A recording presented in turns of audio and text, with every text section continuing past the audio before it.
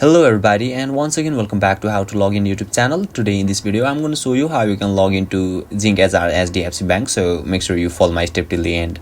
First of all, you need to search for ZingHR HDFC Bank login in Google. Now right after that you'll be able to see a link at top on the screen where you need to click on it, and you will be redirected to the official login page of ZingHR HDFC Bank, where it is asking us for our employee code and our password. So let me show you an example. So yeah, once your credential is done, click to login and you will be able to log in. And by chance if you have forgotten your password, you can simply click on forget passwords on the screen and complete the formalities and you will be able to log in. So basically this is how you can log into ZingHR HDFC Bank. And if you still encounter any issue during the login process, feel free to leave a comment and I'll be happy to assist you. If you found this video helpful, please give it a thumbs up, and if you are new to this channel, make sure to hit the subscribe button and set the bell icon to on so that you can stay updated with our latest content.